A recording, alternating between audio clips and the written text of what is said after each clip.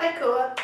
So just a super quick video about chairs and why, in my view, chairs might be responsible for the majority of the back problems that we have in our Western culture.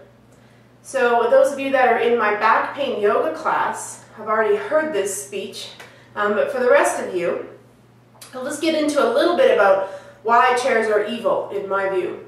So number one is that when we sit in chairs, we often we slouch, we use the back support, our pelvis is tucked under, we're not using the muscles of our core or the muscles of our back to hold us upright. And when we don't use these on a regular basis, they become weak and tight. So there's number one reason why chairs can be really bad for your back. The other thing is that when we sit, oftentimes our knees are at 90 degrees. And we may have even been told, as far as from an ergonomic standpoint, that you should have your knees at 90 degrees when you sit. But I'm going to say, I don't think so.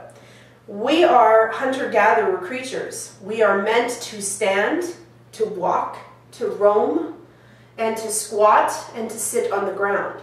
All of those are a far better angle for our pelvis and our hip flexors. When we sit with our legs at 90 degrees for 8 to 10 to who knows how many hours a day, we're shortening our hip flexor muscles the whole time. And this can cause all kinds of problems with our back.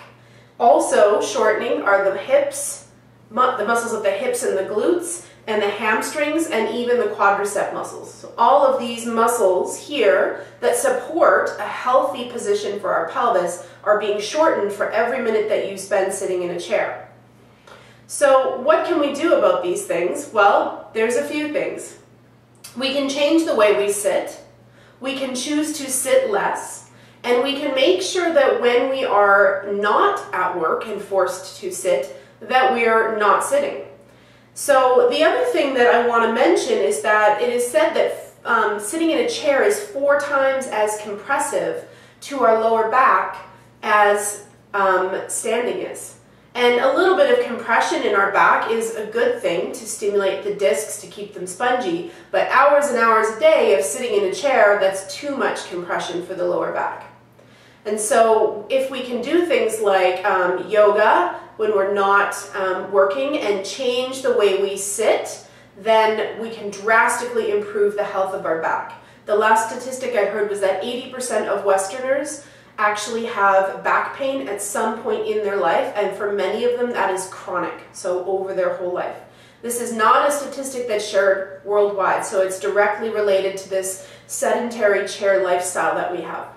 So number one, when you don't have to sit, don't sit. So if you take transit to get home, maybe choose to stand on the bus instead of sit. When you get home, maybe try sitting on the floor or standing more often. So even if you're watching a movie or something, could you maybe sit on the floor with your legs crossed, even though still sitting, far better position for your body. And also we can change the way that we sit. So for those of you that have little flexibility at your workplace, then you can change the way you sit. And I'm going to go into the thing you want to do is actually quit leaning back in your chair, especially don't cross your legs. These are all very bad habits over time. So bring your body forward to the front of your chair. If you have a chair that you can tilt so that the front comes a little lower than the back, that is ideal because we want to make sure that we have a little bit of a tilt in our pelvis so that we can have our natural lumbar curve and use the muscles of our core and our back to sit us up straight. And if you're not used to this, of course, this might be tiring in the beginning, but once you get used to using these muscles to help you to sit up tall, it'll be no problem. The other thing that we can do is lift our seat a bit. I have just a standard kind of yoga block here, and I have brought these with me many times to seminars that I'll be sitting in for a while. So already I'm lifting my hips. This helps me to tilt my pelvis. It softens the acute angle here in the front of my hip flexors so that it's no longer directly at 90 degrees. So that although this isn't still a perfect scenario, it's better than how we were sitting before. The other things that are available depending on whether or not you can or your employer can help you out with these things, there are lots of desks now that you can bring up so that you can stand for part of your workday, which is a great idea. So you can sit for part, stand for part. There's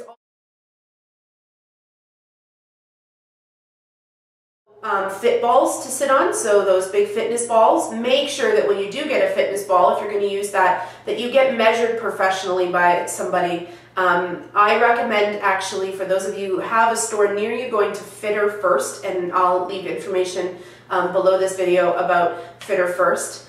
But they have all kinds of options in order to be able to help you modify your chair so that you're not sitting in a position all day that's going to be damaging to your body. So they have balls, and they'll measure you to make sure that you're getting the right height for you. The advantage of those balls too is they also help you with core stability. So while you work, you're strengthening your core, which is always good.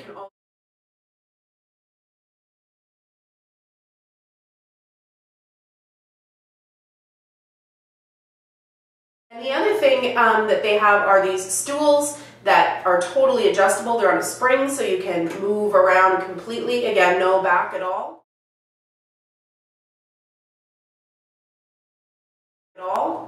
They have something called sit discs, which are a similar but far better concept to these foam blocks, because they actually, again, they kind of make you use some of your core, and they help to tilt your pelvis forward. And then they also have wedges that you can sit on as well on your regular chair. So if your employer is not going to help you spring for another chair and you can't get one yourself, you can at least get things like sit discs and those wedges, so that that'll help modify the chair that you are sitting on.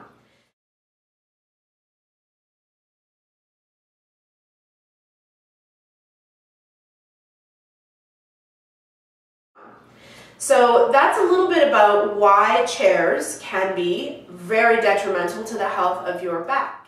If you want to learn more about how to sit properly, back pain, and back pain yoga, you can hop onto my website and join my email list. My web address is nykdanu.com, and it's nykdanu.com. And once you're there, sign up for my email list, and I'll email you a free video that gives you some yoga poses that you can actually do at your desk while you're sitting to help to take a little break and take some of the strain off of your body.